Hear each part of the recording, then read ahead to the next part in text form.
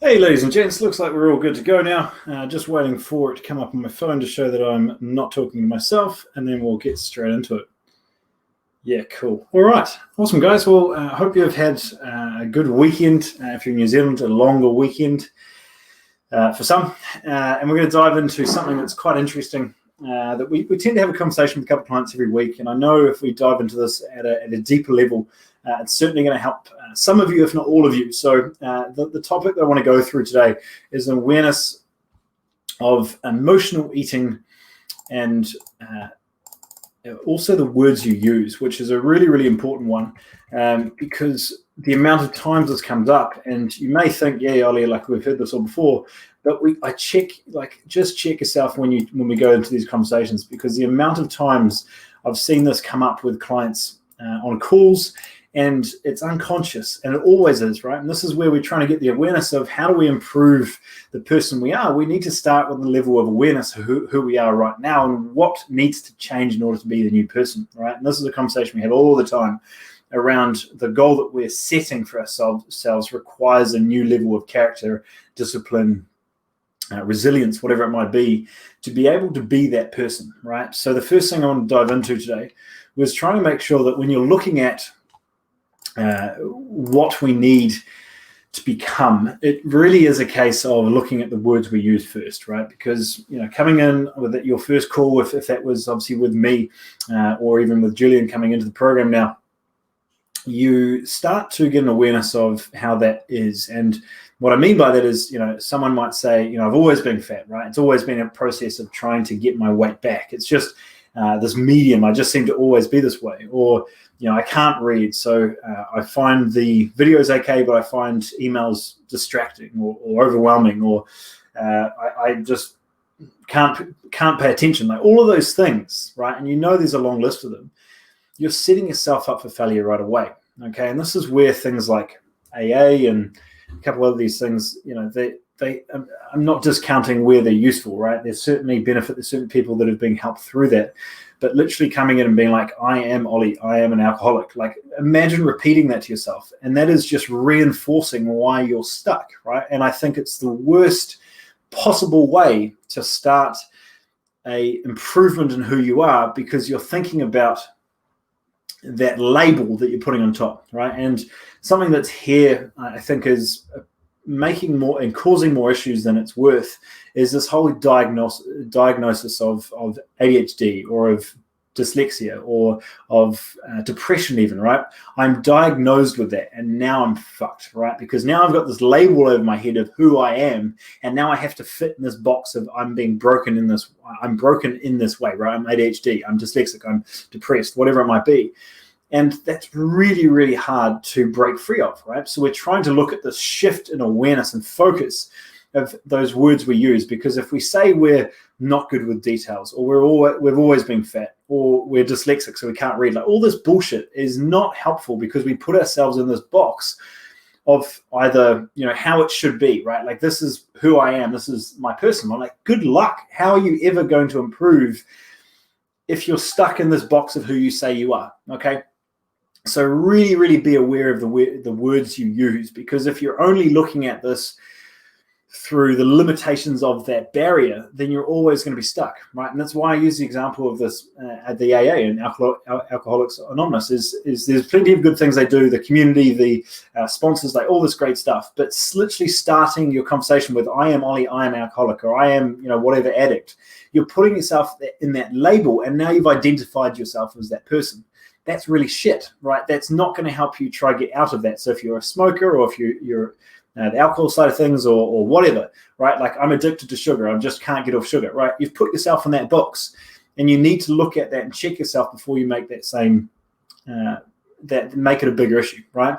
And maybe it doesn't go as deep as that for you. Maybe it's surface level, as looking at an awareness of, I'm just a night owl, or I'm not a morning person, or I just I've never been athletic, whatever it might be, right? You put yourself in that identity of who that person is, and now you completely sabotage your ability to move forward. So if you have those barriers right now, I want you to ask yourself in one area, because we all do it, where do you feel that you're putting yourself in that box? Is that you don't feel like you've ever been athletic before? Is it that you're not good at maths? Is it that you've been told and diagnosed with depression or ADHD or whatever it might be, and that's the way you are? And you need to remove that barrier, because if there's something that, like if you needed to lose 10 kilos to be able to, for something to happen, like you have to make it happen. If it's something a case of, like you had to make, like a lot of people, if they can't make that money and then their car breaks down, they have to find $500 to pay that car. They'll find a way to make it happen, right? Like there's always those there, and it's just removing that limitation or finding a new way. And it's this awareness around, like, people with kids make more money than people that don't. And it's simply because there's more of a reason, more of a why, because they need to make that money, right? So more kids means I have to make more money in order to achieve that goal. And it's just because that limitation is being stretched because there's a new standard that's set for the family, right? And I don't know if that's a good example, but it's looking at this idea of get rid of that barrier and expose yourself and open yourself up to this amount of awareness you should have of how far you can really go. Okay, so bring it back to your body and asking yourself that question of where do you feel like currently, and if you're watching live, comment in the chat, where is that restriction that you're currently holding into yourself? Is it that you feel like you're not a morning person? Is it that you don't like exercise, that you're not athletic, that you've always been fat, that whatever's come up, right? Comment in the chat, tell me what that is. What is that label that you've put on yourself, because we all do it, that is restricting and holding you back from being able to move forward? Because when we put ourselves there, it's so much harder to move forward because we've already set the refines of how can we move forward, all right? And I've had this come up a couple of times in the last couple of weeks where they're like, oh, no one's been able to fix me. I've always been stuck in this box. I've always been broken. No program, no diet ever works for me. And they're like, oh, okay, so tell me why the last 4 weeks hasn't worked for you, right? Because you've found every reason possible, whether it be conscious or unconscious, for it not to work. Okay, so the first steps that you have to make is to look back and get an awareness of how can I shift that focus to, if I want to move forward, I have to find a solution rather than another reason for why I'm stuck, right? It's simply that. Find a solution or a reason. It's up to you, okay? Cool. So that's where I want to start today. I hope that's positive enough as a area to focus on. I've lost my mouse. So I want to bring up something on the screen here, and we'll dive in from here. Oh, no, that's it. Hang on one sec. Cool. All right. So I brought it up on the screen and going into the emotional eating. So like I said, using those words. If you haven't already, if you're watching live, if you're watching the replay, chuck that one thing below that you feel you are putting yourself in that box. Where do you feel like you're currently holding yourself back? Where's one area where you know you're limiting yourself because of a past belief of something that hasn't worked, something that you've been in the past, something that's identifying you and getting you stuck in this exact moment? If we can remove that, we can start to move forward. Okay, so diving into this awareness of emotional mastery, I want to really dive in and go through a couple of things here. So the first part is getting awareness that it's not you're either on and you're off. It's a sliding scale. It's points for, it's points against. So really getting awareness of where you are. The second part here is diving into emotional awareness and emotional eating, and identifying some really root causes there that can really improve your relationship with food. Removing that diet mentality, and a couple key steps we want to dive into there. Making it easier on yourself. What are those key questions? What are those key outlooks or awareness changes you need to make this easier? And then last one is identifying the pain. And this is really just going to pull it all back together, getting an awareness of how we stop emotional eating. All right. Andy, being a night person, always being a heavy person. Yeah, 100%. So what can we do to just keep breaking down those beliefs, right? Because when we are a night person, like, what's the hardest thing we can do is, like, we get up in the morning, it's just normal to feel stressed, to feel anxious, to feel sluggish, right? And if we can start to make that adjustment, but I won't go down that. Awesome, Andy, thanks. Cool. So the first one I want to dive into to really set the stage for emotional eating is looking at some of these neurotransmitters. And two main ones I want to focus on today are your dopamine and your serotonin. Okay, so to give you an awareness of what we're looking for here, there's some really, they're quite similar in a lot of ways, but they're very distinct in one way that can really help you long term. So serotonin is more of a long-term contentment, right? Just feeling happy, feeling calm, feeling like things are functioning more. It's more of in a way, it's more of a parasympathetic response where we're calm, our appetite's better, our digestion's working better, we can function well from a cognitive level, and it's also improving our hormones and our sleep. Now, an interesting part of this is serotonin. 90% of that is made in the gut. So if we feel happy, we're eating well, we're supporting that process of long-term contentment and happiness through the secretion of serotonin naturally, okay? Whereas dopamine is more of a short-term pleasure, like, running after that addiction, running after that adrenaline. And it's very short spikes, right? And this is very much where we get into the addiction mentality. It's diving right into that dopamine center, okay? So when we look at things like sugar, when we look at cocaine, when we look at gambling, like all of these things, even, like obviously that sugar part, that just, how can we chemically enhance food enough? The thing it's focusing on is dopamine, right? How much can we blast our dopamine response in order to feel like we're constantly staying in this short spike of attention, okay? So the big focus that we want to have here is how can we spend more time in the serotonin space and maybe go on a bit of a dopamine diet, right? And this is where the focus becomes trying to get away from so much of the short-term highs. And a lot of people, obviously, this is where they really have a problem with foods because they have that emotional attachment to it, right? They know it makes them feel bad, but they're constantly chasing that rush, that sugar high, the alcohol, the Red Bull, the whatever it might be, right? They're chasing that rush, even though they know they're going to feel terrible afterwards. It's because they're addicted at a dopamine level, right? And this, I'm sure many of you have heard this before. Sugar is just as addictive, if not more, than cocaine, because it's that same pleasure response in your brain. Your body wants more of it, okay? And every company under the sun that is worried about profit margins from a food level is chemically enhancing their food more to feel less full and get more of a dopamine response, right? So you're working against these companies that are looking to get the most out. It's the Pringle effect, right? You never feel full eating Pringles, but you always want another one, right? You want to take another one, and you want to take another one, and you have that short-term dopamine response from the salt and the sugar and all these crunchy feelings or whatever is going on, but it's not actually satisfying any level of nourishment for the body, okay? So this is the big shift I want to focus on today, is making sure that we're looking at this from a neurotransmitter. We're spending more time in a serotonin response rather than a dopamine, but also from a food choice, we're spending more time looking for long-term contentment rather than short-term spikes of dopamine, right? So go on that dopamine diet, be aware that you're choosing food for that dopamine hit rather than actually the long-term nourishment of that food, okay?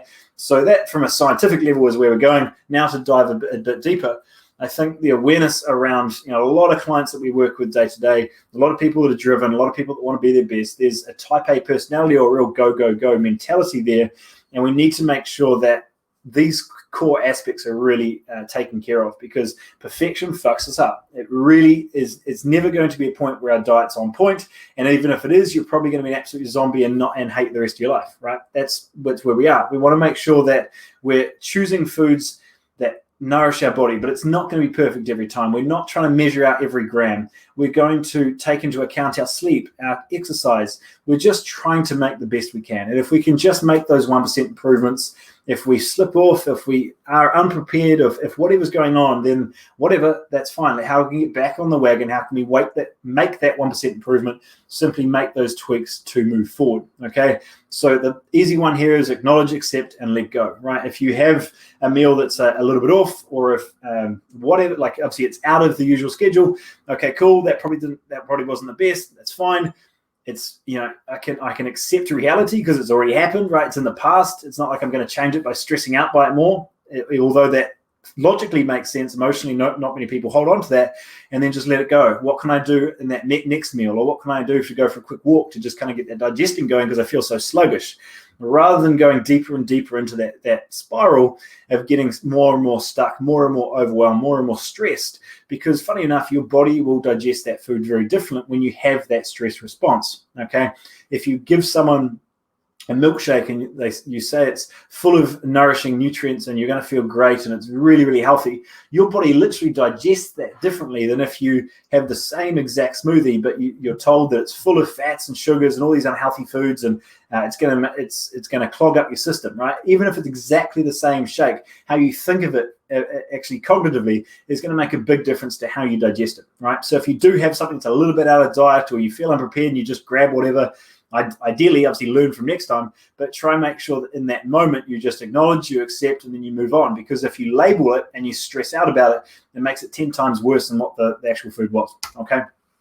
So like I said before, from this dopamine response, I don't know if this is the right image, but it's that constant awareness that every food company or fast food company and processed food are constantly looking to chemically enhance their food further to simply get more of that dopamine response, right? So you are working against quite a lot there, but if you're at least aware of that and you're like, that's my dopamine talking, right? Or that's my short-term pleasure sense talking, rather than necessarily what's going to be beneficial for me long-term, okay? So get out of whatever you can do to catch that early and get an awareness of long-term thinking versus short-term gratification will make a big difference, not only in food, but in every area of your life.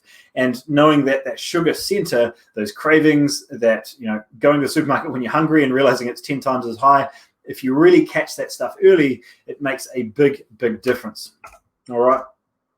So diving into all these foods, right? Like you've got your lollies, you've got your breads and your croissants, and you've got your cereals, which are basically just sugar and milk. We've got your burgers and everything that looks like this.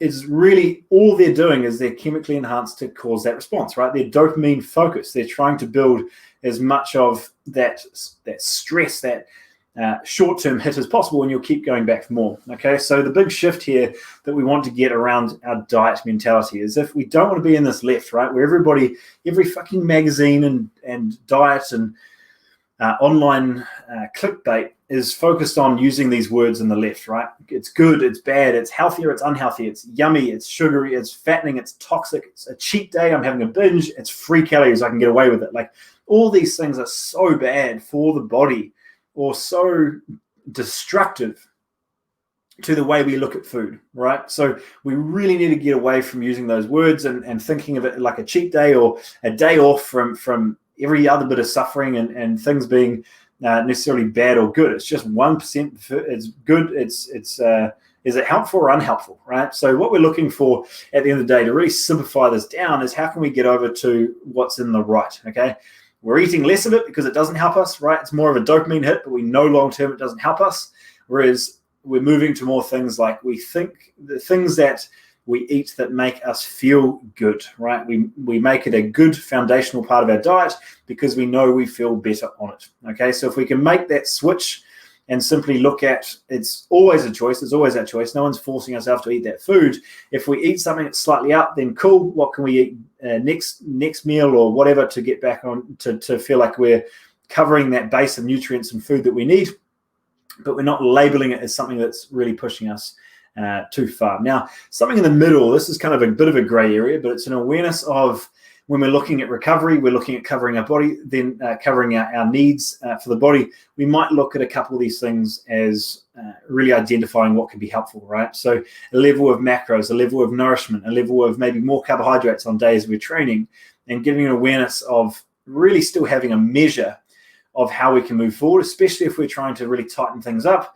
Then there needs to be an awareness of what's going to be helpful, but really it's still in the green, right? So the more we can stay in the green, we're simply choosing better foods that fuel our body, and we're trying to get rid of those labels. We can really get yourself over into the green. All right.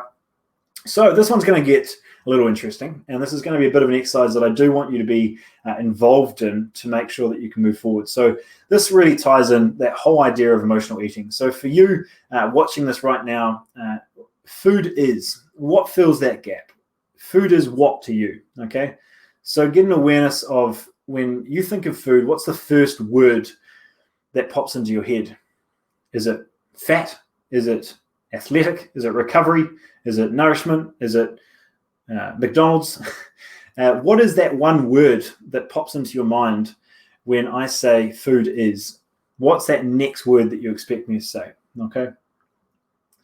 So get that, without thinking about it too long, simply comment what that first point is. What is food to you? Okay.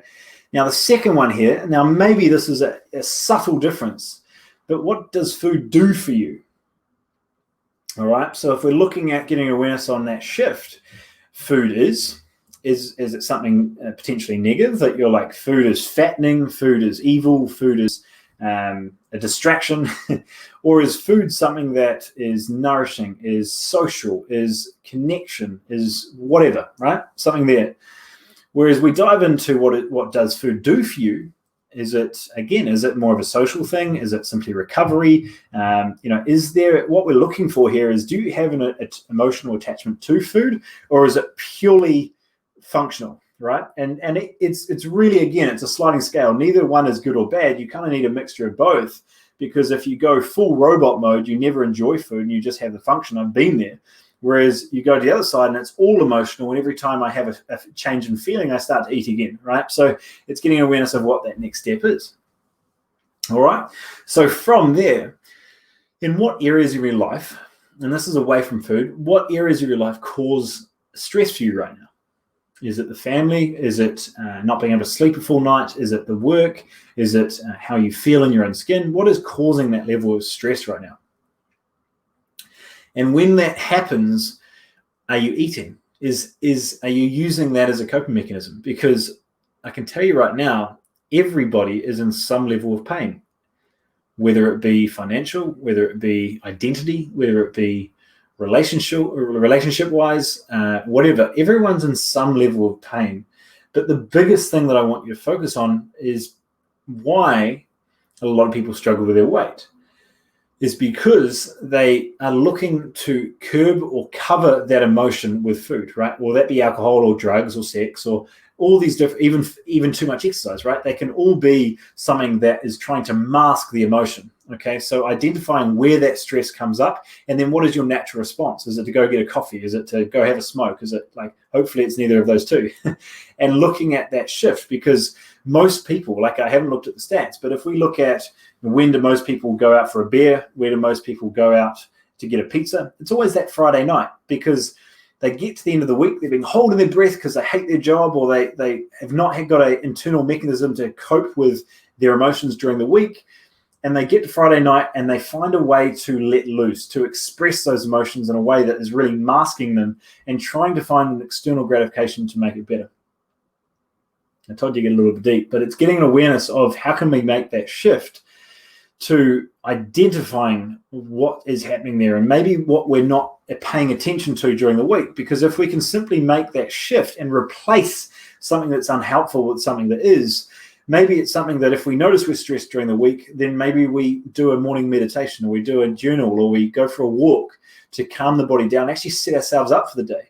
Rather than getting to the end of the day and plopping ourselves in front of the TV, how can we read a book? How can we do some stretching? How can we do something that's helpful, like do a puzzle with all the matters, right? Like do something that's helpful, that doesn't just require you to feel back in the matrix, right? Just plonk down, feeling, again, getting that dopamine hit from the screen, yet not actually getting any long-term beneficial happiness and serotonin release, right? So really getting that shift in what's happening from a deeper level of awareness around what happens when you are stressed. Okay, so diving one step deeper, describe your connection with guilt and shame. So do you hold on to it, or do you tend to let it go quite easily? And I think 89% of people are probably going to hold on to that, right? Because as such intellectual humans, you'll notice that, a gazelle that's in danger, it's like going to sprint, it's going to run through the bush to get away from danger, and then as soon as it feels like it's free, it's just back to it. It's just chilling out, it's back to eating grass. And the difference in essentially their HRV, they're really, really high stress state, and then as soon as that danger is gone, they're just calm back down. They're right back into it, right? Digesting, immune function is working well, not worrying about what just happened. They're just in the moment, they're chill, all right? So we all want to be as chill as a gazelle. But the issue there is, obviously, if that happens to us, we're in a high danger situation, we get out of that, and then we think about it and we mull over it for another 6 to 8 hours or whatever it might be, right? And we're just staying in this heightened stress response, and where it's maybe not a a lion. It's more of a, annoyed in traffic, someone's yelled at us at home, our boss has pissed us off, what it might be, and it's just mulling over in the back of our head, and it just creates that low level or even high level stress. And if we hold on to that, that's what's really causing a massive detriment to our levels of digestion, to our ability to drop body fat, improvement in sleep, and overall health in general. Okay, so it really comes back to that emotional eating as well, because that's where a lot of the time we're trying to cover and externally improve these emotions that we're not dealing with. Okay, so for you right now, hopefully that's bringing something up. Hopefully I'm making sense at some level. But looking at where in your own life do you feel like that stress is really coming through, and what can you do to improve that stress, right? So if it's a simple example, like for me, I just cannot stand the sound of people eating. So if we're in that situation, I'll just make sure that we have some music on in the background.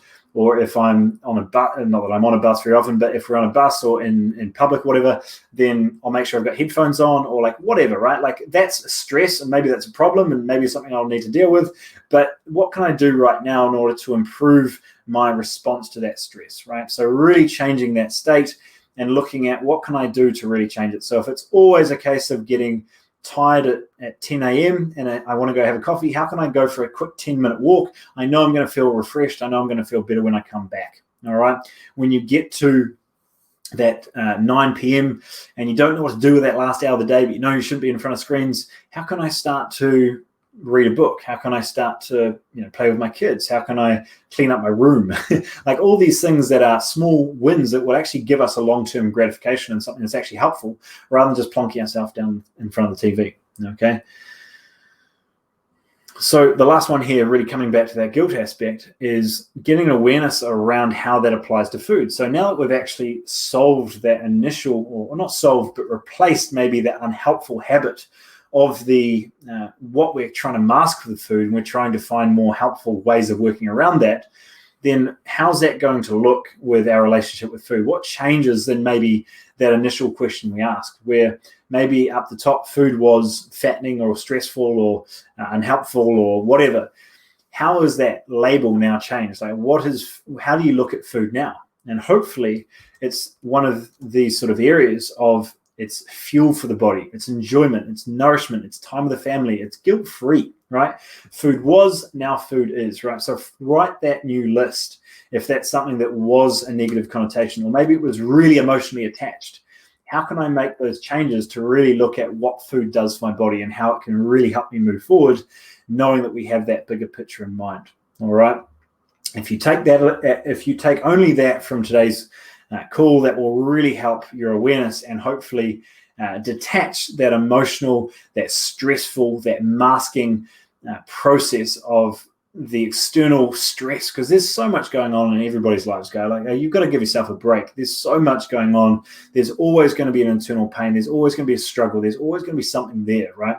And as soon as we realize we're not broken, we're just learning, we start to look at food a different way and just get rid of that stress, because it's all okay. And taking that time to look at food as a way to really nourish our body and show up better tomorrow, so we can actually tackle it head on. Now we're looking at all these areas that it's so helpful. It's so much of an asset to how we show up. And if we're not respecting our body enough to serve our body with the right foods, then that serotonin response is going to be diminished. We're constantly chasing the dopamine. We're not going to feel as sharp. We're not going to be recovering. And it's just a spiral that's very, very hard to come out of when we know it's not good for us anyway, right? So detach that from the emotion, detach that from the pain, and try not to mask what might be going on otherwise, right? Once we've got that, now we can start looking at how this can be helpful for our day. All right. So I hope that was helpful for you guys. I hope I made some sort of sense there. But we're looking at what that really pays, when we paying attention to the bigger picture. Food is a pretty massive tool in our ability to improve how we feel, how we function, how we recover. And a lot of time it's that negative response, that negative attachment to what food has been in the past. And then we lock on that on top of, being a night owl, of always being fat, of always feeling heavy, of always never being able to use carbs, like all these things that we attach to that emotion. And now we're always making those decisions in a stress response because we attach a label to it. Okay, so first, make sure that you're aware of some of those labels that you might be putting on yourself right now that are causing you to stay inside a confined box that we're trying to break you out of. Because if you want to achieve that goal of 20, 30, 40, 50 kilos of body fat dropped, you want to really regain that structure, you want to become a high performer, you want to just become more than you are currently, the reason a lot of the time that you're stuck in that box is because you've set those limitations for yourself. All right. And once you identify what those are, whether they be small or big, right, whether that's full addiction level, whether that's a diagnosis that's that's putting you in a spot of depression, of anxiety, of not being a morning person, of not being athletic, all these things that are just absolutely sabotaging the progress, you're never going to be able to move forward unless you identify that first. Once we've got that, we can dive one level deeper. We can detach the day-to-day pain, stress, anxiety of what's happening from the food and that factor of trying to create a dopamine hit, which you know is not going to work long-term, okay? So looking at this and making sure that we're always making decisions, whether that be through our training, through our financials, through our nutrition, we're looking at those decisions on what that does for a long-term benefit rather than that short-term reward, right? Because the short-term reward is fleeting. That's that dopamine hit. And we're looking for that long-term slow release of serotonin, keeping that level of contentment that's actually going to be helpful for us long-term, okay? I hope that's helpful for you guys. Hopefully you got something out of that. If you're watching on the live or you are watching the replay, I really, really appreciate you for sticking around, and you're the guys that are actually investing into your own health and making sure we go deeper into this. So I hope you're having a great week. Reach out if you need anything, and if you feel stuck, if there's anything that you want to dive into deeper, or if I've even touched a nerve there and it allows you to maybe have that deep conversation with yourself, then I've done my job. So have a great night, guys, and we will talk again very soon.